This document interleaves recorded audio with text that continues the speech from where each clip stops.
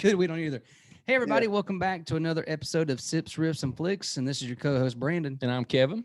And we have the pleasure today of having a local distiller here from Moravian Falls, North Carolina, who was recently just featured in a tiny little publication called the New York Times. Yeah, maybe you've heard of it. Yeah, that's right.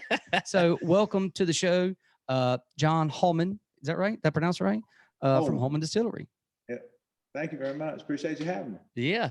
So just to kick this off, obviously we're all in North Carolina, but some people probably have not heard of Moravian Falls. Can you tell us where Moravian Falls is? Yeah, Moravian Falls is in between Statesville and Wilkesboro. I'm in, if you think about those two cities, then the middle of nowhere is that I'm in the middle of that. There's not much out here. I bought this farm for the drinking water, some of the purest water on the planet. And the easiest way to have good liquor is to have good water. So, and that's what I was going to ask you too. So I was going to ask what brought you there, and I knew it was for the water. But obviously you knew what you wanted to do, the goals you had. Had you been searching around for a location with a certain type of water, or how did you find it?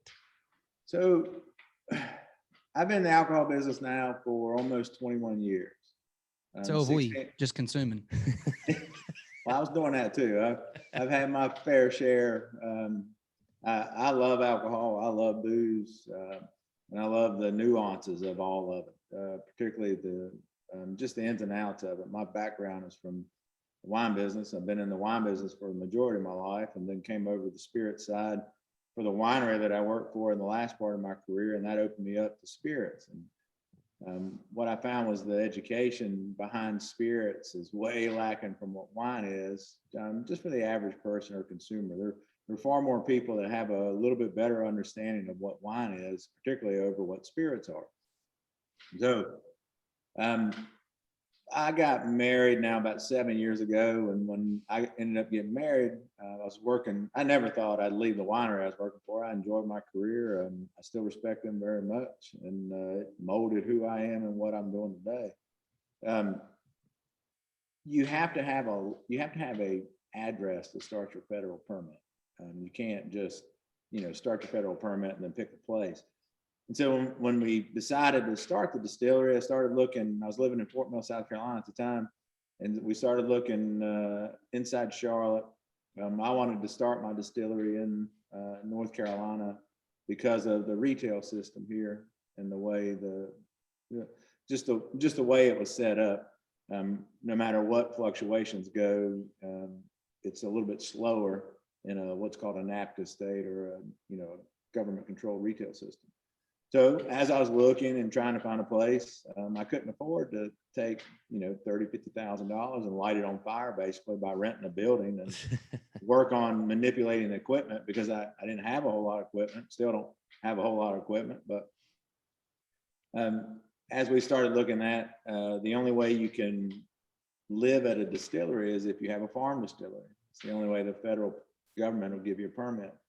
So I convinced my wife to start looking at farms. My wife is a city woman, and I think she entered into this endeavor looking into it more, I think, as an appeasement of me, not really thinking that we'd actually be to this particular moment that we are. So we start looking for places, and as you have to have a farm distiller live there, we found this farm out here in the middle of nowhere. It's an old cattle farm, great water. The land's really unique. I'd have to take you outside and show you it all, but it sits in a depression, basically down a valley around some of the foothills, where we sit below a large ridge that's way off in the distance. That ridge gives us a very unique atmosphere and also puts us in a real sweet spot in between any agriculture or anything else. Our water has no commercial runoff. There's hardly any families that live in it. I tell most people, I think there's 4 families in the whole aquifer. And so I got lucky to get here to be able to get in this spot. And having the water here was an added benefit of being able to find a place. and then the water to be just unbelievable was, I'll never be able to do it again. So when you say the water, like, is there like a natural falls there, or like how do Well, you find the water? Yeah, we have, well, it's our drinking water, our well water, the well water we dip into the aquifer. So what we draw out of the ground that we use to dilute our spirits, it's perfect water. I can't describe it more than it is absolutely perfect. Tastes better than distilled. I'm addicted to it. I have my Yeti with me everywhere. So I have it full of my water. I keep a thermos with me about everywhere I go, because when I get somewhere else and I taste other water, I'm like, well, I'm already thirsty. Like, I gotta get back home. So when I was younger, so I grew up on Pisgah Church Road.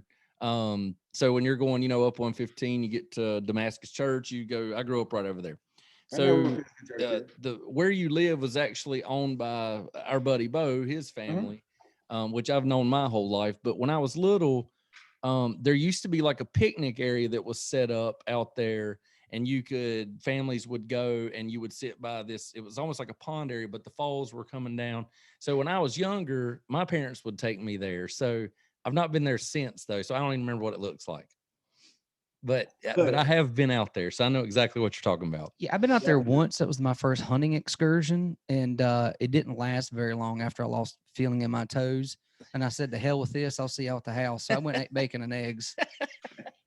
Excellent. Could we do this? How about we sample? Yeah. Some of the Applejack. So that's what I was going to say. Which one of these would you like us to try and talk about first? Try my black label. Okay. All right. And while we're doing that, could you talk to us a little bit about you went from wine to spirits and why you chose doing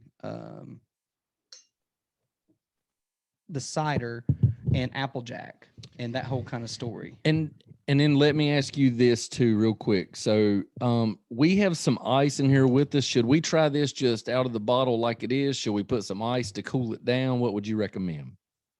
I recommend a dilution on anything that's really high proof. So depends on your personal preference. People that drink stuff neat, in my opinion, most of the time are just being snobby. You can try it straight or anything else. This is 2 years old in Blanton barrels, which help pick up a lot of whiskey and bourbon. It's softer than an apple spirit that you'll have if somebody's making a true apple spirit. There's a lot of people who make apples and they'll add sugars to them or anything else, which this is just apples, nothing added to it. Straight apples. Yeah, it's distilled on a reflux still, which I recommend. I believe is better than the limbic distillation of apple ferments. Working in the wine business, what I wanted to start doing when I first started was I just wanted to make what I call single sugared spirits, kind of like a vintage dated wine. There aren't any vintage dated spirits because for the most part, spirits are made to be relatively from cheap, readily available materials. The spirits are separation of alcohol, so a lot of inexpensive grain. It's a great way to take advantage of food waste where you can ferment the sugars out of it and you can distill it later and be able to produce alcohol off of it or separate it. I'm self-funded. It's just me. When I started, and still most distilleries are trying to ride that bourbon dragon of making bourbon and kind of making it and selling. And I'm a huge fan of bourbon. I love bourbon. I love whiskey. I mean, I love all alcohol, but when I moved, you don't discriminate. Oh no, I'll drink everything, and then if it's the only thing to drink, I'll keep drinking. And people say you must love that, and I'm like, that's the only thing to drink. I hate this stuff. Hey, all right. You sound like we could hang out for sure. Yeah, and we're gonna need a lot of Bio Light. When I was in the wine business, I still remember it was one of the I shifted from working for a distributor and started working directly for the supplier. And we were doing an introduction to a bunch of different grocery store people of a wine that we were carrying. And these people that we were introducing it to were, I don't know if they were being snobby or difficult. This wine wasn't anything that was going to knock your socks off or anything else, but bad it wasn't. It was just really good wine. Wasn't very expensive, just kind of meant to be palatable and pleasant. And these people kept going, oh, I just don't like this one. And I was opening bottles, and we had like 12 people there. And my boss at the time told me to open these bottles and pointed in the direction. It was in a whole case of samples, and this was lunch. So I literally opened all of them. And the people didn't really like them, or a couple of them they didn't like. And I was like, ooh, that one's for me. That one's for me. All those that I opened. He was like, you opened all these? I was like, yeah. He goes, well, do you want them? I was like, oh yeah, I'll take them. Yeah. That was like about a 6 wine bottle evening one weekend. I was like, ooh. So, ooh, those are rough. Yeah. Well, so let's take a sip of this. And I think we're supposed to, I don't know, like with bourbon, because this is considered, this is like a brandy? Yeah. Okay. It's a brandy. So it's a brandy. Now, am I supposed to Applejack and apple brandy mean the same exact thing. I actually make a what I call a true Applejack, a traditional Applejack. The name Jack and Applejack actually stands for the frozen concentration of hard apple cider, and that's what my Apple John is over my shoulder. Okay. The one you're having is actually distilled, the same cider that's been distilled, which is this one in the middle is my Holman's Applejack, the white spirit, is an unaged white apple brandy. And then when I made it, what I did is I took half of it and aged it in 2 different barrels, and that's what you're getting ready to drink. So that was laid down for 2 years in Blanton barrels. Blanton's a huge fan of Buffalo Trace bourbon. I really love the research they do. They do a lot of single rotted corns, even though they're a large business. I'm a huge fan of the things they do. Always have been. They rank very high about all bourbons, and I feel like they really go through the measure to say this works, this doesn't, this does. And so I've always sought their barrels when I was making things. My first apple brandy was called Mofo. It sat in not Blanton barrels, but Trace barrels for 6 months. And then this one, when I got my hands on the Blanton barrels, I laid it down. I was trying to lay it down for as long as I could, and I was able, with the pandemic, I was actually able to survive. I'm probably one of the only businesses out there that was able to survive because of the pandemic to switch and start making sanitizer. Yeah. But this one lay down for 2 years. Is a true apple brandy, no sugar added. Like I said, it's distilled on a reflux still, which makes it very neutral. It's really soft. It's 102 proof, 51%. Try it neat, try it on the rocks. I mean, I'm drinking mine just cold from being down here in the distillery. I love it. I drink it with muddled cherries and sweet vermouth with something I call Mountain Manhattan. That sounds delicious. Hey. Yeah, that sounds really good. It'll sneak up on you, and you'll keep drinking, and next thing you know, people will start telling you, you feeling okay? Yeah. I'm good. All right. So for everybody out there, we're going to try, he does have several different versions. So we are doing the Holman's Applejack Black Label. So as you heard, this one is put in Blanton barrels and aged for 2 years. So we're going to sip on this for a minute and see what we think about it. Going neat. You got a little bit of ice, right? I did just a little cube of ice. Cheers. Yeah, nice little dilution. Salud. I drank mine, so I'm gonna go back for another one. This is why I drove into this industry, because this is a meeting. That's right. This is a meeting. That's you right. know what? That is so much smoother than the apple brandy I would drink at my grandparents' at Christmas when I was a kid. Out of the freezer. Oh my God, that stuff will blow your toenails off. So at first sip, it does have a little bite to it, but I definitely get that apple flavor. And it actually goes down really smooth. It does go down smooth. It does. I think it's really good. I'm gonna try some ice my next sip. Yeah, I mean, it's 51% alcohol, so it's hard to be at half alcohol and not have any bite. But right, the bite's mitigated. I believe that most spirits are designed to be brought into balance, particularly if you're going to make drinks out of them. Bourbon, some whiskeys and things of that nature sit in a little bit of special character because you can kind of soften them different ways with age. A lot of brandies. I've got a few that I like drinking everything straight, and I can also drink it modified, and I can probably argue both ways. Yeah. I'm usually a purist. I drink it straight, and then I find my own way, and then that becomes law. and hard to get me to bury. So I did read the New York Times article that you're in, by the way. And so a couple questions about that. Number one, how did they find you, or did you find them?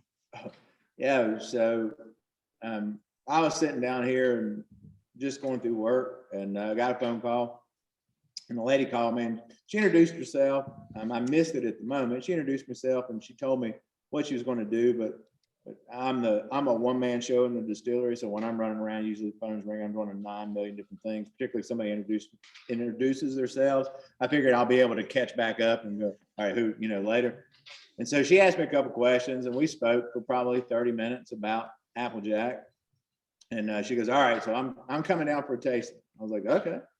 And got to the end, we set up the date, and I was like, I'm sorry. I was like, what was your name? And I was like, who do you write for? And she was like, yeah, I'm Julia Moskin. I write with the New York Times. And I was like, oh, all right.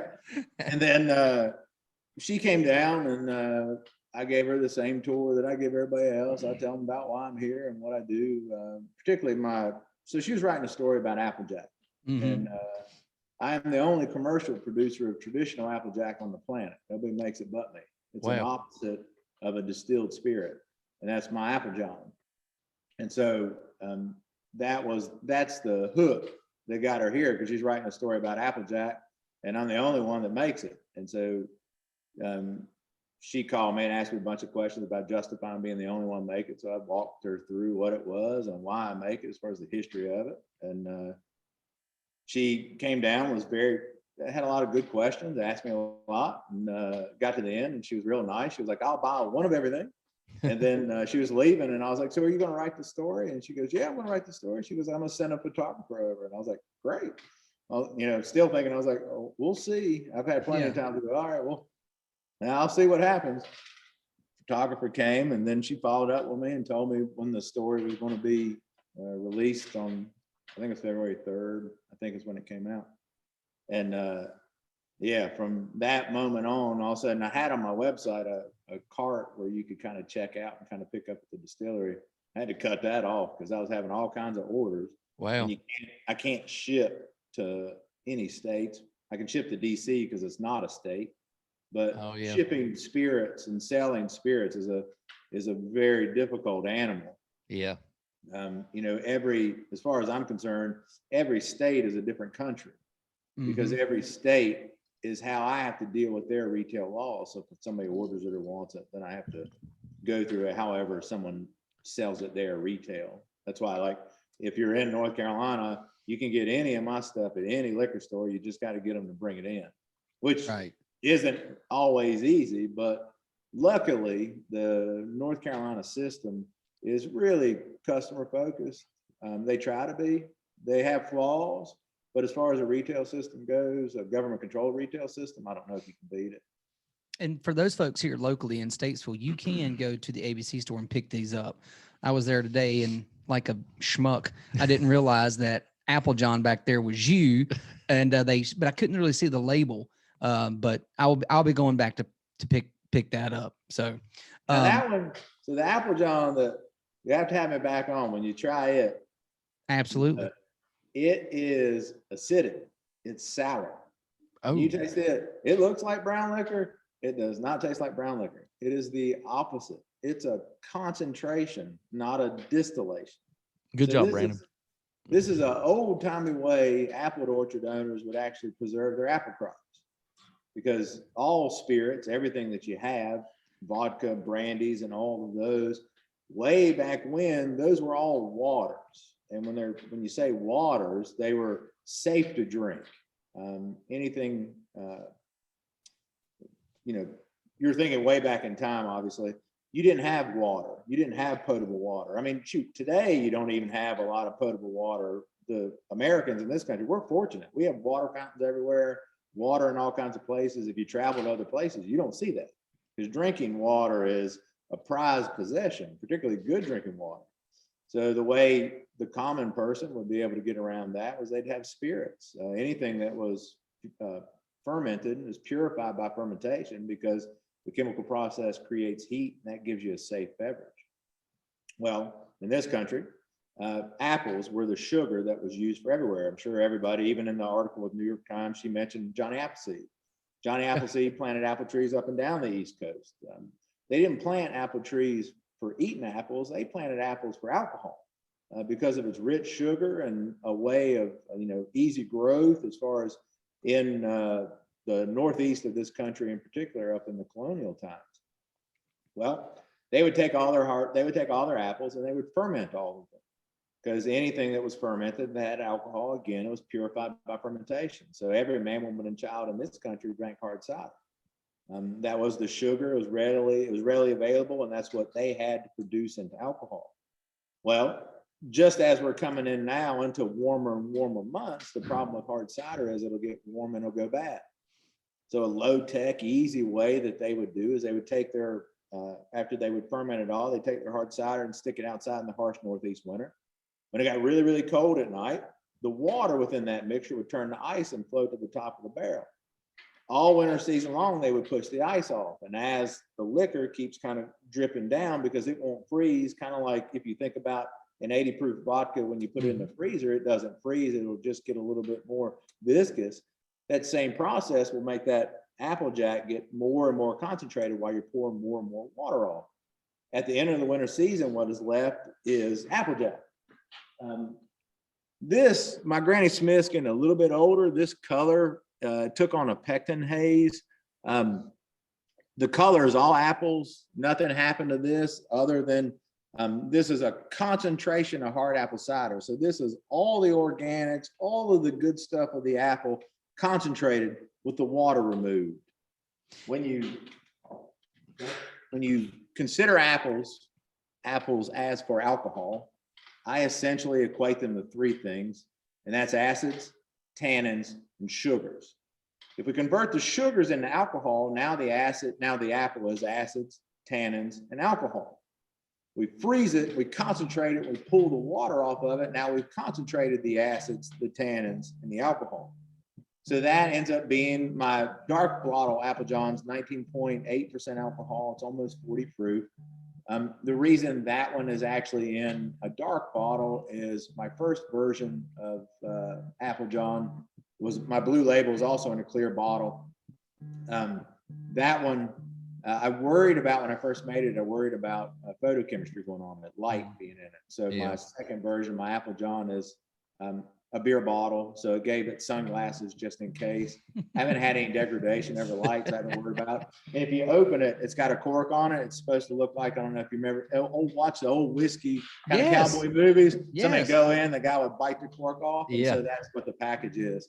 When I asked my cork supplier for a bite cork, they kind of like, what? And so I got a wedge cork and I beat it in with a mallet. That's what the Applejohn, right? That's the Applejohn. So I cannot wait. I've always wanted to. And so spit it out. And that's what I was going to say too. So when you were describing the Applejohn, I was sitting here thinking like, so basically what you're saying is it's like the best thing ever. And Brandon could have had it for us to taste today, but he walked out on it basically. Listen, as y'all know, at 6:27, listen, I've been stepping on my dick since first thing this morning. Okay. I emailed you asking you for your email address, and that did happen. That was fun. I've just been. That was it happened. I've been shitting the bed all day. So this is par for the course today. Yeah. So this morning when Brandon emailed you and asked for your email address, I sent him a text and I was like, hey, you do know you just emailed him, right? I was going to send a fake address, but I figured it'd screw things up. Oh, today it would have. So welcome. So what would you say, like, as far as the Applejack, the Applejohn, this line of the drinks, what would you recommend? Obviously, we want people to go buy all of them. We're a big support local bunch here. So definitely everybody go to the ABC store in Statesville, ask for any of these products. But for the Apple one, what would you say would be like, I guess, a starter to get people, a little introduction. Yeah.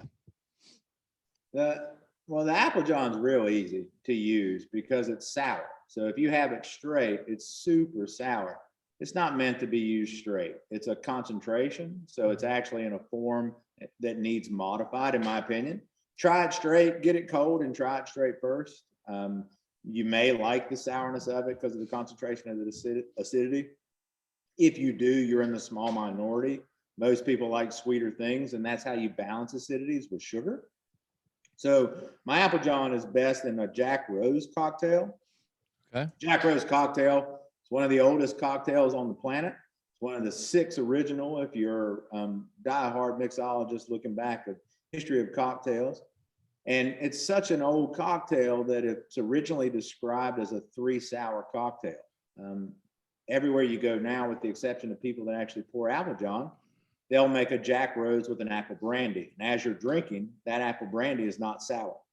That apple brandy is 102 proof and it's got a lot of alcohol in it.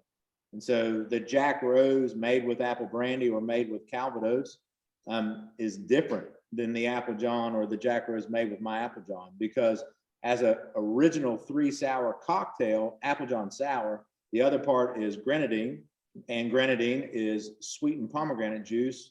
Make sure if you buy grenadine, read the label, because it's not a protected name. Grenadine can be red sugar water, which essentially you're paying a whole lot of money for hummingbird food. I don't recommend buying it. Get pomegranate juice. It's super easy to make if you can't make, or if you can't find real grenadine.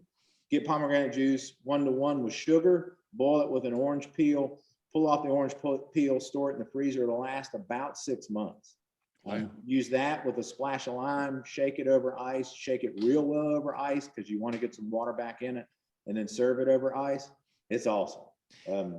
I'll put it up against anybody's Jack Rose, just because when you put the sugar back on Applejack, you really bring back that apple and put it back together.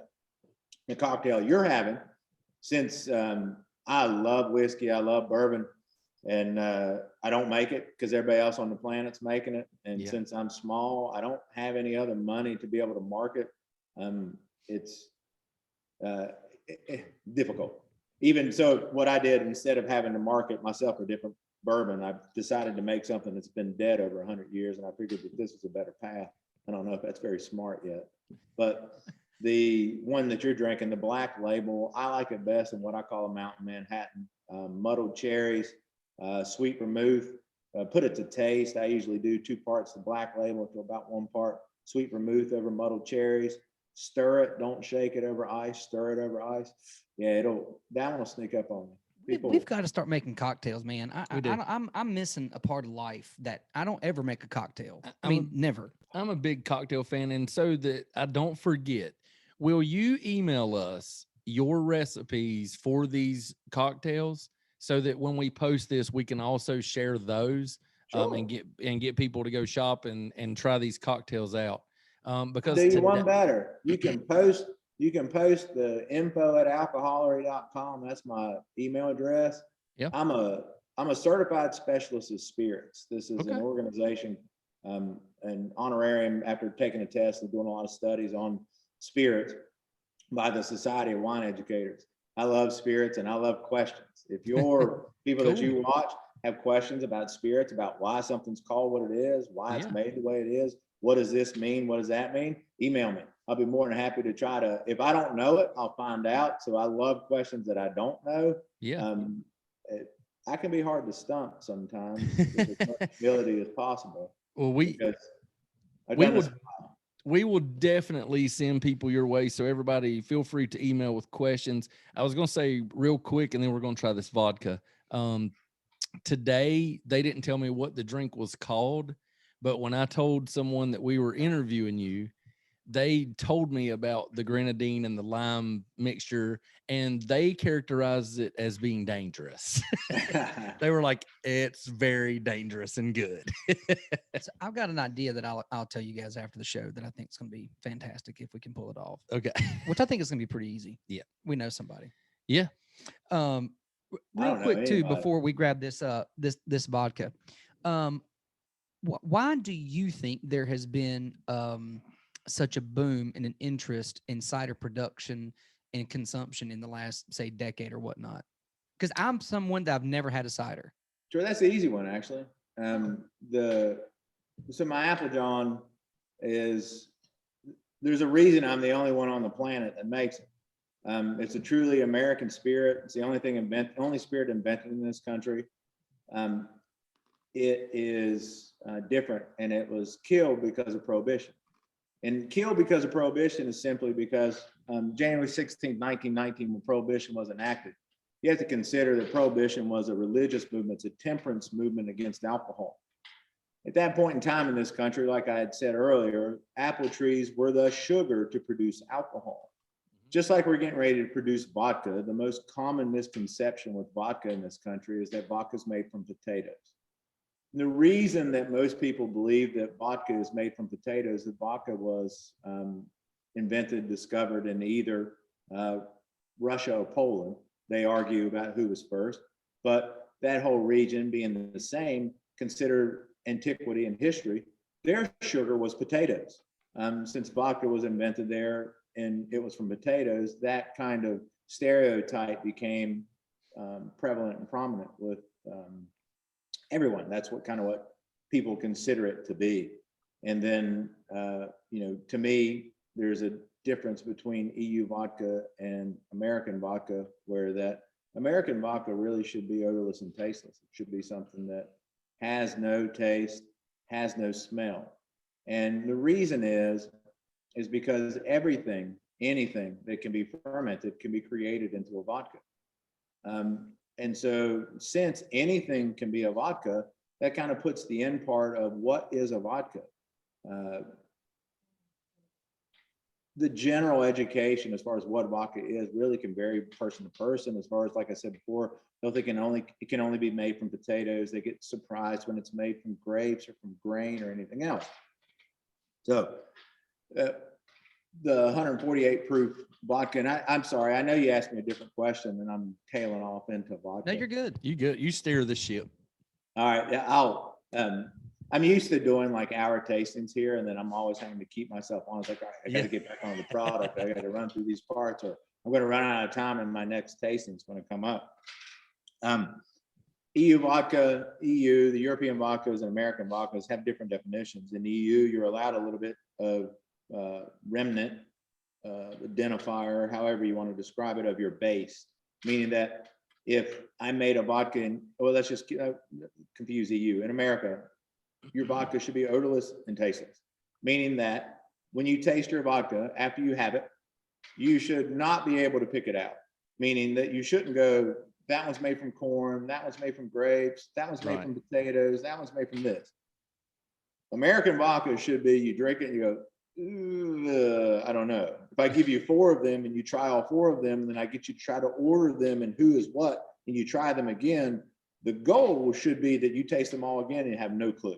You'd be like, all right, 1 tastes like 4, 2 tastes like 3, all these things taste the same. Well, that has kind of, in my opinion, I've had plenty of vodka and I've tasted plenty. That is not the goal of most vodkas, and most vodkas you taste can be distinctive. And I think that is wrong, number one. But number two, it's also a product of how it's made. So vodka has to be bottled at a minimum of 80 proof or 40% alcohol. And that's the minimum. And so most vodka sold in liquor stores is 80 proof vodka. Well, 80 proof vodka is 40% vodka, 60% water. And so that's why you see most vodka sources highlight what their vodka is. When the pandemic started, I wanted to make muscadine vodka. All I wanted to make was muscadine vodka, but then I got confronted to the end of making my vodka from muscadines is how much filtering am I going to do? How much am I going to strip this thing neutral? And so I couldn't do it. My spur vodka, I loved it. I thought it tasted great. And so what I ended up making was a great tasting spirit that's a terrible vodka, because it got a lot of character from the muscadine. So it tastes great. It's just a terrible vodka. And so when the pandemic started and I started making hand sanitizer, I turned all my spur into hand sanitizer at first, because I don't give a damn if you're going to drink it or put it on your hands. I was sitting down here this time last year when the pandemic started. My wife was helping me keep afloat. I'm selling things that haven't been around in over 100 years. The way I make my alcohol, nobody makes what I make, and they definitely don't make it how I make it. There's a reason why I do it, and that causes a whole lot as far as trying to describe to people what it is. Sure. Yeah. I've been pushing my Applejack for a long time as far as here. It's the opposite. It's the opposite of a distilled spirit. and how you make it and everything else. Now I remember your question. I'm gonna go back to why the apple industry is behind later. But the vodka part, it's since most people are making it that way where they're odorless and tasteless, I wanted to bring out a higher proof spirit. This is the same spirit that I made my sanitizers out of. I didn't distill this. Now, the distillation of alcohol, particularly with vodka, should be produced on an industrial scale, because making a very neutral, pure spirit takes an incredible energy input. So to be able to make vodka takes a whole lot of electricity or a whole lot of power, and then it takes a whole lot of material to actually make a very neutral spirit. It's an art to make a neutral spirit, and it's hard to do on a small platform.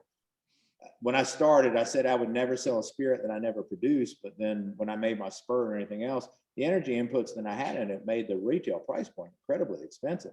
Yeah. So I met with a nice distiller back when I was trying to find work or do anything I could in Charlotte. I won't name him. I would if he brought it up, but I won't name him. But he told me a story that really stuck with me. He goes, you got to swallow your pride.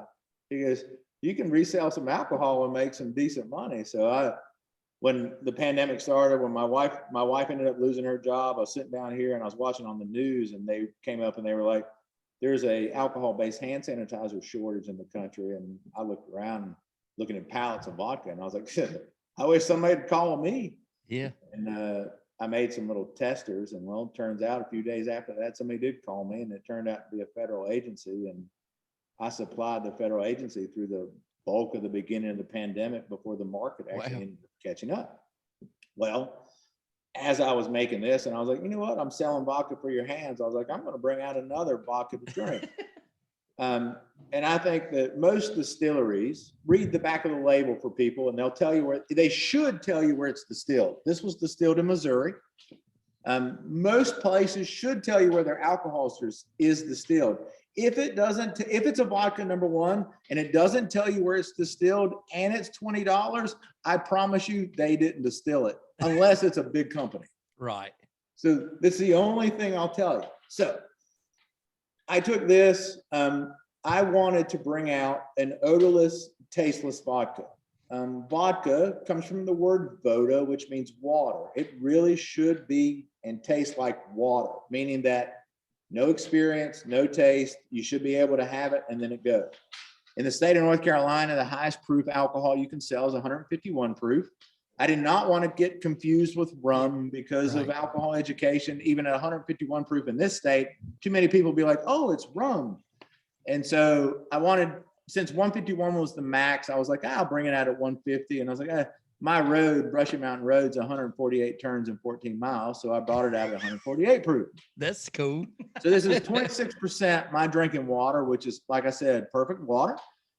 It's treated with two different processes when I actually buy the vodka to help soften the raw spirit that it has.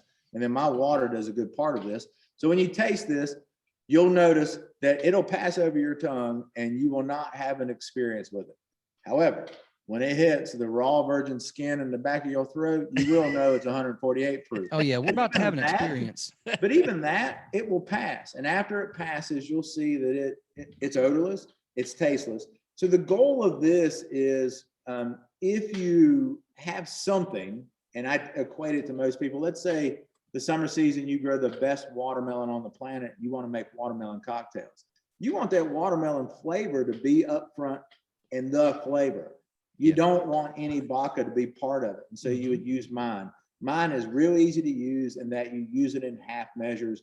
Any recipe that you have for a vodka cocktail that calls for 80 proof vodka, you'd use a half of it for mine and then the other half of your water that you have.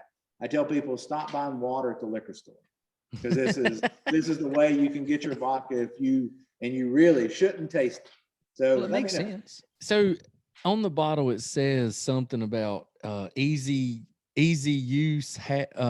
Easy use by using less. Using Yeah, less. easy use by using less. I love Because that. you using half measures. I wanted to call it useless, but then I had a really good customer of mine that my sense of humor doesn't fit with most people. Well, And so she was real nice. So she was like, let me think about that. She goes, you should say using less. And I was like, Okay. All about the play on words, because I can tell you what a couple. Oh, Yeah. it's gonna be in the mashed So, potatoes. so real quick, you know, part of this show, one of the things that we taste a lot of bourbons on this show, and I'm the guy that's like I'm not a big bourbon guy. So I tell people like, okay, here's what I get out of this. So, you know, this one I've actually had. Brandon has not tasted this before. I don't think. But I am actually a big vodka fan. I do a lot of vodka cocktails, and you know, just a vodka and like a Diet Coke or something is one of my go-to drinks. I was scared of this one. I saw the bottle, I saw the proof, you know, and we did a straight shot of it, and I was just blown away by your whole description of it, tasteless, odorless, and what you just said. Like, I took it down, it didn't, you know, burn me right off. I was like, this is easy. I did get that back in that you're talking about, but it went away. And my comment was, this is the smoothest and strongest vodka I've ever had in my life. And I have had several vodka and Cokes with this one, and I absolutely love this vodka. Well, thanks for ruining my experience. Thank you. Oh, you'll see. You'll notice 148. And Yeah. I did want to say this. One thing I noticed, though, my takeaway from your story, which was great, is that when we go to prison and we make hooch, Yeah. we're really making vodka. Yeah. So, Well, no, you'll be making whiskey most likely, because it takes a damn it. lot to get to vodka. I'm serious. I love this vodka. Get you another pull of it. When you just gulp that one, isn't it good? Smooth, isn't it? ladies and gentlemen, when you go pick this up, this man says stop buying water. I didn't drink this straight, so I didn't get that whole Mike Tyson punch in my face, but I put it in a couple cubes of ice. This is like sipping water. It really This is. is 148 proof. Yeah. And you saw me, little baby sip, and then I took a pull off this thing. That is delicious. It's good. It's really good. Thank you. This is dangerous, sir. It's sanitizer. Not only can I hydrate, but I can clean my hands. I clean my kitchen with it. You can take you can take the fifth and put a sprayer right in it. It's a straight up natural killer. Are you serious? Absolutely. You don't have to worry about. I don't use. I'm chemistry background, so chemicals or anything else, I don't like it. My wife and all that, she'll use about any spray. We use take a vodka bottle and stick a sprayer in it. You clean bathrooms with it. You clean anything else. You don't have to worry about residue because it's just vodka. There's Right. nothing in it. Nothing in it will kill you. It's water, but it'll kill it. Any bacteria, any virus in 20 seconds, 26 seconds, being 74. I'm having a new shower installed, so instead of using a Simply Green, I think we're going to go with There you go. Holman's High. Holman's High. So, in respect to your time, we had talked about getting you off here. Is there anything that you want our listeners to know? Obviously, you have brought back something that has gone away for a long time. I wish we had more time. I would love to get you back on the show because It's coming back. because I have several come back. questions about, you know, why did you want to do that? How did you learn about it? You know, we want to get into the story for sure, but our main goal for this one was just to highlight what you have and try to get people to go out and ask for it. Thank you. So just, you know, if you want to take a minute or two and just, you already have, I mean, I love your story, but just, you know, what sets you apart? You know, what should people look for to come in the future? Just, you know, anything you want to say. Well, to answer his question earlier about the Oh, yeah, I Apple forgot. products, about coming to that, wraps it up. Thank you for that question because it fits right in. In my opinion, the reason that you're just finding out about apples is the same for me, is that Prohibition killed Applejack, traditional Applejack, and Apple products in particular. December 5th, 1933, when Prohibition ended, there were a number of different scientific advances in farming. And earlier, before Prohibition, but still early, the patent coffee still was invented, where the technology of distillation of alcohol was becoming a little bit more widespread when Prohibition ended, and grain growing in this country was increasing, people like me that just made apple products remain dead, because why wouldn't you just plant grain, grow grain, and then have a consistent product every year? And that's why more grain became the focus of spirits, and apples, because of prohibition, were demonized, laid dormant for years and years. So prohibition really took the knees out of the apple business for a long, long time. So hard cider and everything else, our country's way behind where the cider industry is in the UK and other places, because we took those, many years as far as to demonize the apple, and it's taken a long time to realize what it is. Most of the orchards up by me are stripping acres of apples instead of maintaining it, because of the market for apples as you go out and eat. I buy apples a lot. Apple prices are through the roof, because there's more and more people that like apples, and there's less and less people actually growing them. Some people are making ciders out of them, but to me, the apple ciders that most people make are overly sugared, and they're getting away from what the apple are. Hell, most of them are pineapple flavored or watermelon flavored or some other damn flavor that you make out of apples or anything else.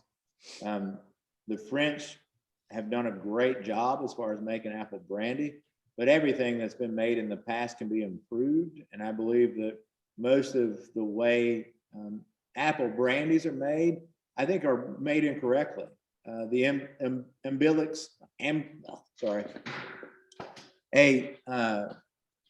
The way they distill their products are essentially a batch process.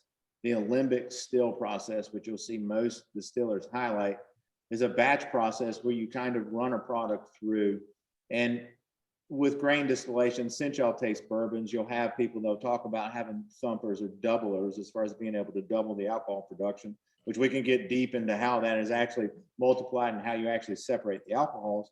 It's possible with apples and brandies, but I believe it's unadvisable. The best way to separate the alcohols is use a better process, which is called reflux distillation. Most people will jump on that comment. They go, "Oh, reflux distillation because you're going to run it neutral." Nothing is as extreme unless you make it. You can run a reflux process at a lower separation, just slower, and get a finer part of the spirit.